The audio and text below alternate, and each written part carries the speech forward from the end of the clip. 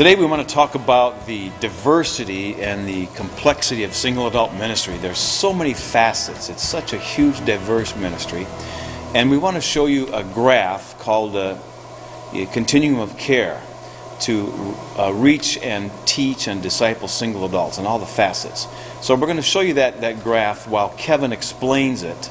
And we'll come back and forth for Kevin explaining it. Go ahead, Kevin. Thanks, Dennis. I came across this graph several years ago, a version of it from Ron Deal and the Smart Step family. And when I saw it, the Lord began to show me some things that, single adult ministry can be a little confusing at times. And exactly what does single adult ministry entail? What does it involve? What are the different facets and sides of it? And the Lord helped me to come up with this continuum of care that you'll see on the screen that really kind of categorizes and shows all the different steps as we move single adults through the process of healing and growing and ultimately propelling them onto the destiny that God has for them, and helping them to understand that just because they've been through a divorce, or just because their spouse has died, or maybe they've lived to be 40 but aren't married, that there's still good plans in store. And I think this continuum really helps to see that. So as we look at the continuum, first of all, a few clarifying things. I just want to say that single adults can enter in any of the bottom four boxes, any of the bottom four areas that you see there, which is never married, divorce or death, divorce or grief recovery, and then finally healthy single adults. Any of those bottom four single adults can enter. Also, not every box or not every level on the continuum is going to apply to every single adult. Some single adults are not going to go on to a remarriage. They're going to be content to remain single the rest of their life. So some of those other steps that you see towards the top of the continuum will not apply to them. Also towards the bottom, not everybody is a single adult because they've been through a divorce. You can be a single adult just by simply not marrying. But that doesn't exclude you from perhaps having kids and dealing with some of those single parenting issues. So what you're going to see in the continuum from left to right is really a holistic view. It's the gambit. It's from one side to the other of some of the things that you might encounter as a single adult and as you're dealing and working in single adult ministry. Also, the graph does take for granted that most single adults want to reach the top level. We do find that God still calls people to be single, but what we have found in our ministry and our society is that the vast majority of single adults do in fact want to get married, and so this graph takes that into account and tries to adjust for that. So let's look at that. Never married, there are 64.5 million unmarried single adults in America. So this is a huge untapped pool of people that need ministry, that need to be on our radar scope, so to speak. We need to be in the church dealing with how do we reach them, how do we meet their needs, how do we show them that we care. Then there are crisis times like a death or a divorce that people go through, and we all know that when you go through those things that your heart is open to new things. You're searching for an answer to that pain that you're feeling, and if the church can be there with divorce recovery and with grief recovery at those crucial times, then that's going to be an awesome outreach into their lives, and we're going to have a greater effectiveness and greater opportunity to reach those people for Jesus. And so that's very, very important. As the graph goes on, you see healthy single adults. We would just simply say healthy single adults are those single adults that are in love with Jesus. They are following after Him. They are in their life. They have come to a point where they realize, you know what? I'm not looking for my fulfillment in another person. I've found that in the person of Jesus Christ. And they're separate, they're unique, they're whole within themselves and within their relationship with Christ. I think the old saying is true that you're ready for a relationship when you don't need one. And that's kind of what we're talking about there. And then as it progresses, you'll see several of the specific areas, several of the niche areas that many single adults are seeing throughout our society today. They're dealing with single and parenting issues. They're going on and wanting to marriage. So we're dealing with marriage preparation, or for many single adults, remarriage preparation. And what are you and your church doing in some of these areas? Can you find yourself on the graph? Can you identify where you are? Can you identify gaps in what you're offering to the single parents, to the single adults in your community? Then it goes on to step family education. Just a huge number of families being created in our society today that are dealing with step family issues that really don't know how to wrestle and how to have victory in those areas. And then it ultimately goes on to marriage and remarriage, as I said earlier, that most single adults want to get back to that point in some way. So you can look at the continuum, look at it as a tool, look at it as something that will help you identify what you're doing. Maybe you need to start something. Maybe you don't offer anything on a particular step or box. Maybe you need to improve something. Use this as a tool with your pastor to help them see the full scope of everything that single adult ministry truly is. It's really a vast ministry. It encompasses so many components. Thanks. That's a great explanation, Kevin. Let's delve into some specifics here. Jody, Adam, how can a church decide where they want to jump in on this ministry? Where should they start? What areas of ministry would they want to target? What would you say to that? I would suggest looking at the continuum and then look at the people that are in your church or in your community and get to know them, and then you'll begin to know the various needs. That's right. Like if your population maybe is divorced, I would start with the divorce recovery. There's a great curriculum called Divorce Care by Church Initiatives. They also are the ones who have the divorce care for kids. But I would say first, know your audience. Know who God has called you to reach. If you maybe don't know them, maybe you're new to the area or you're new to the church, I would pray and just see what your personal experience has been and start there, because a lot of times God uses what we have been through in order to reach other people. It can be an open door, and you can share the love of Christ with people based on what you have been through. So those are just a couple of things I would suggest. Here's something interesting. But before I start, I just wanted to say, nice job explaining that. That was just an awesome explanation of this continuum. And one thing that I would suggest is, as a leader, when I first saw this curriculum and I first saw this continuum, I was just blown away. I was, wow. There is so much more work that needs to happen, that we need to do as leaders. So here's what I would suggest to leaders or someone to get into the ministry is keep it simple. Yeah. Find out from your audience where your biggest challenge is, and you can do that by either polling them, you can do that by possibly making a card, asking those questions, so that way once you identify where your biggest need, where your biggest draw, then you can pursue that energy that is needed to be able to capitalize on this specific component. Because when you look at this, don't get overwhelmed. Just ask the Lord for wisdom and then try to capitalize on your audience where their biggest strength is, so that way you can plan and strategize this. Right? It really is, like you say, it's a vast ministry, and it can be confusing to look at this, at all the needs. I like the saying that says, most of us can't do it all, but we can do some. We can do some. All of us can do some. So, Rich and Craig, as you think about that phrase, most of us can't do it all, but we can do some. How does that apply, or how did it apply to your situation? What would you say to our audience here with that? Well, I would say, Dennis, as a long-time pastor to singles, that this tool, this continuum of care, and also the comments of Jody and Adam are so special and so valuable that as a pastor, one should approach, and as a leader to singles, you should approach your ministry as any missions effort, as any missionary would.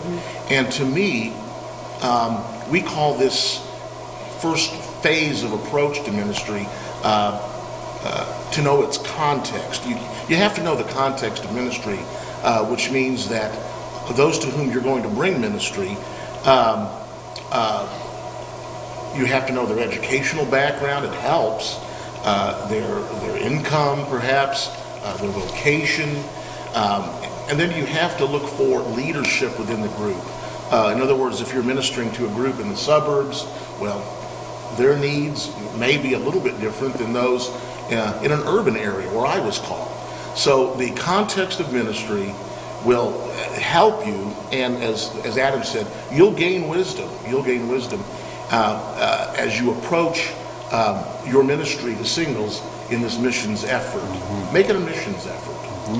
Yeah, and I would like to add to that, as a pastor who has been in ministry for a lot of years, not as a singles pastor primarily, but as a senior pastor for many years, I was often given the mandate that to reach the single adult crowd and minister to them, and the need was so big and my plate was already very full.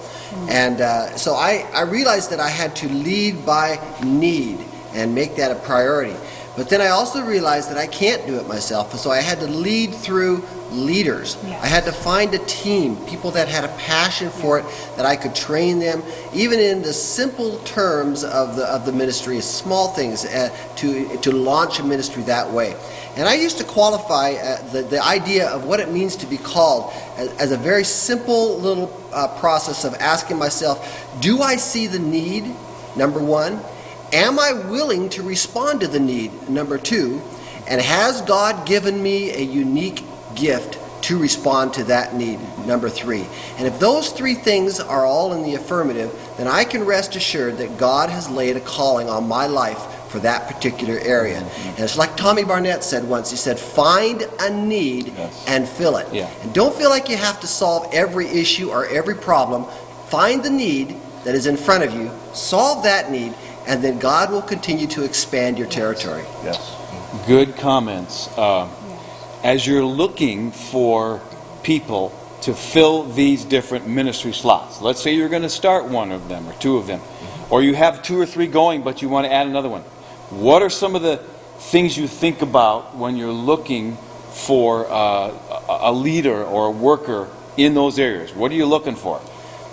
Well, for me, Dennis, in any missions effort, the missionary moving to that area of service will look for those already in place who are experiencing the type of lifestyle that you're looking to minister to. For example, if you're looking to minister to single parents, then find those single parents who are sold out to serving Jesus Christ and speak with them, connect with them in some way. Because they are your indigenous, that's your indigenous person. They who are living it, they who are there. Others may be in leadership roles. Others who are never married, they know what it's like never to be married in their 40s or 50s, and get to know who they are, how they're feeling, what they're sensing, and what God is speaking to them. Yeah, that's good, Rich. And many times, particularly in single adult ministries, we want to find people that are trending, people that are popular, people that are good looking perhaps. But let me tell you that integrity goes a lot farther than trends. Sure. Integrity will carry the ministry when trends will change, and passion and compassion and grace, those will carry a ministry much farther than a trend will. Absolutely. Many of us have found that one of these single adult groups, the single parent group, the divorce care, the widowed, the age teaching groups and discussion, we have found that they can be an entry point into the church. A lot of pastors and people don't understand that some single adults will only come to the church through an entry point. So, as we talk about this, what would you say, any of you here on this side, what would you say about this entry point theme, that a single adult ministry, one of these on the graph, could be an entry point?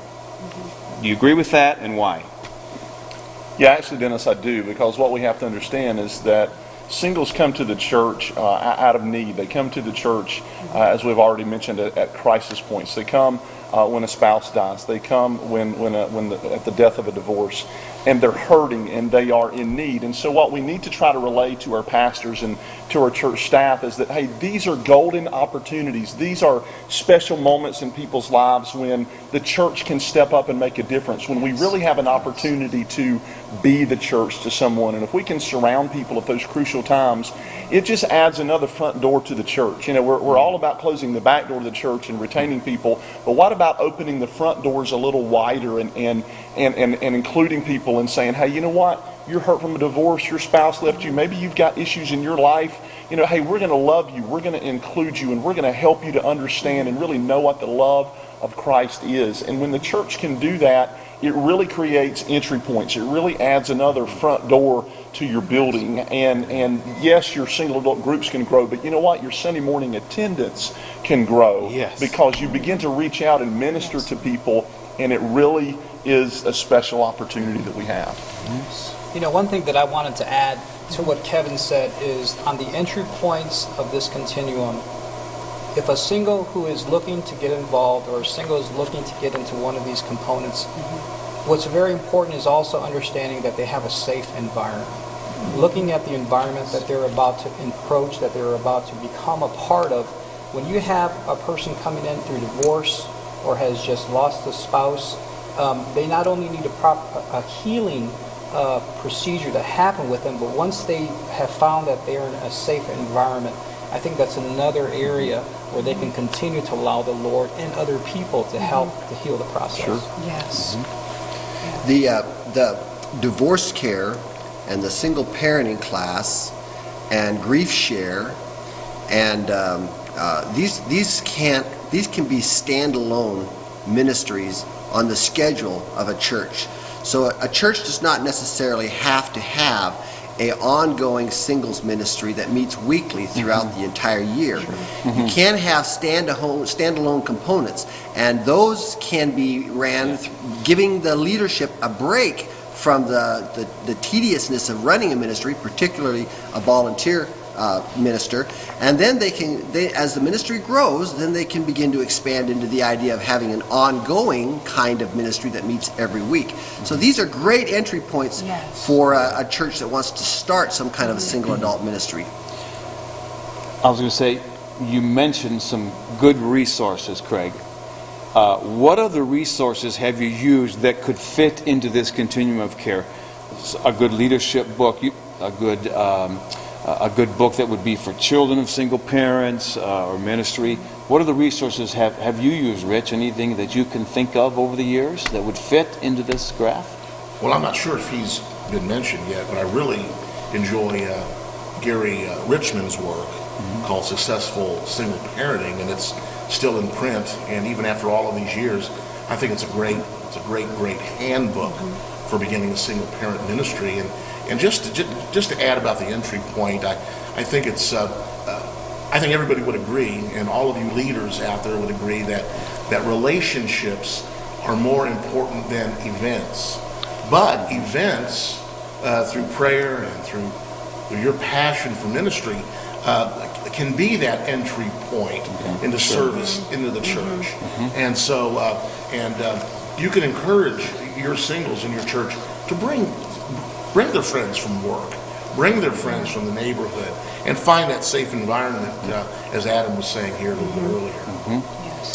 Yeah, and Dennis, you wrote a great book. It was one of the first books that we read when we started into single adult ministry that talked about the models that are available to starting a ministry. Those were critical because they gave us the freedom to be creative and not have to come up with a program that was ongoing. And that's a great resource, single adult ministry book that you wrote. Thanks. That was called Reaching Single Adults, an Essential Guide for Ministry. I'll give you the $20 after the...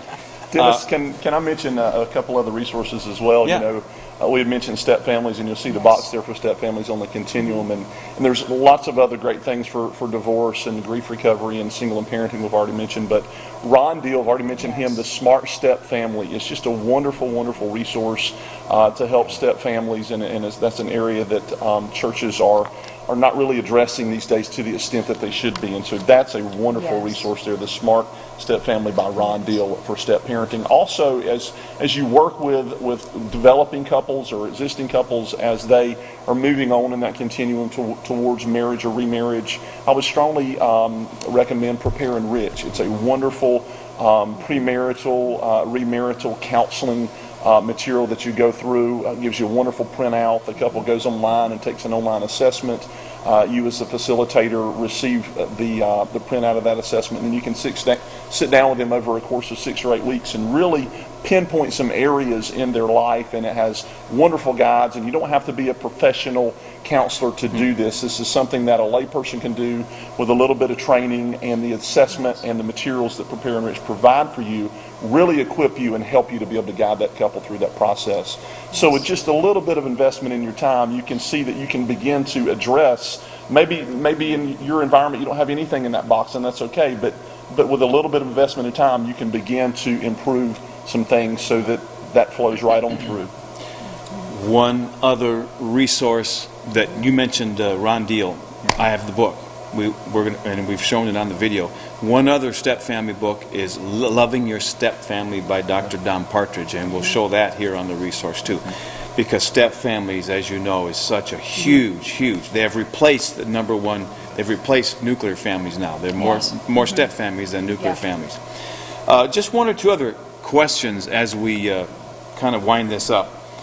Since this continuum graph that we've shown is so diverse, and there's so many components that we could get into in single adult ministry, I think of finances.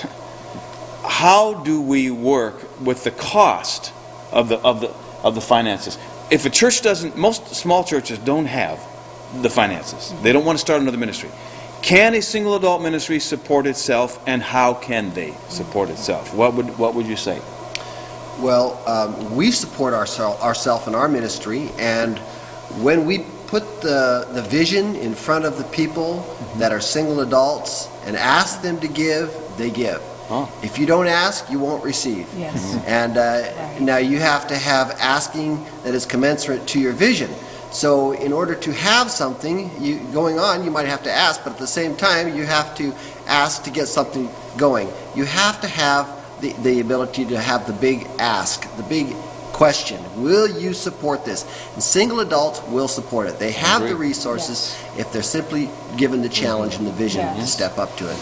I know that in the past I've presupposed that our Christian singles were not able financially to support the ministry, but then I found out that some in our group were lawyers and physicians and business people and professors, and so I stopped presupposing that they couldn't support the ministry, and they did, and really many more sacrificed their time and their financial resources to see the ministry go through. But I know that even this morning we heard about a couple of really interesting ways to raise funds. I know Adam had one that he shared with me this morning, and didn't know if he wanted to share that or not. And actually, I would like to share, I enjoyed both of the comments from Rich and from Craig on ways to find out how to be able to support your ministry. And some of the things that we found out as we start to continue to put our singles ministry on the map at our church, we found out that the Lord blessed our ministry by having folks from our church, by having parishioners donate money to our cause, donate money to the ministries. And when we found that out, that enabled us to do much more for the singles department and for the singles ministry. One of the other things that we did to be able to support ourselves was have activities in a 5K run that we do every single year. And from those monies, we send those out either to missions or to help in continuing to reach out to the community when it comes to those. So the question was posed earlier, can singles ministries be able to support themselves? I can tell you that yes, they can. Yes. Yes. Excellent. This has been a great discussion. As we close, I want to give a couple of you an opportunity to make maybe a last comment about the graph and what you would like people out there to know. As you look at this graph, as you said earlier, it could be overwhelming. What would you like them, maybe Jody, you'd like to start with a comment. What would you like them to know? A quick comment on that. What I would just like to share is when you look at this graph, it can totally be overwhelming. And I keep thinking of the scripture where Jesus said that the harvest is plentiful, but the laborers are few. And you may feel like that because single adult ministry is a vast, just complex ministry. But I would just like to share, please don't be overwhelmed. Just get before the Lord, pray. And as I was reading the Word this morning, it stood out to me that God will bring people into your path that are gifted in areas that you may not be to help with the ministry.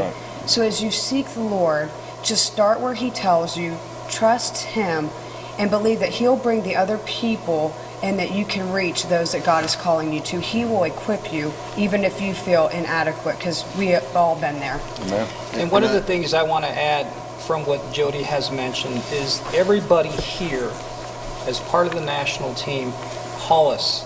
This is what we're available for to do this. Yeah. We mentioned, we introduced, as Kevin did so well, the Continuum of Care. We introduced that. There was several references that were mentioned, but also use us as resources. We can help you. Yes. We may not have experienced everything that maybe you've identified in your group, but we can sure ask somebody or get somebody else's input to be able to help you. If you have the passion, we're wanting to train the skill. And when you go to your pastor, go with solutions to the problems, and present yourself as a ministering servant, so that you're there to solve the issues that are in front of us. That's a positive approach. Right. Yes. Absolutely. As we end, I just want to pick up on what Adam said. We are available. This team is available to help you. And you go to the national site, singles.ag.org. Click on National Team on the left column. You will see the pictures, the emails, the churches, and the areas where these people serve. Call us, email them. We want to help you. This has been a great discussion on the components of a single adult ministry. And thank you for your input. I know it's going to be helpful to the people.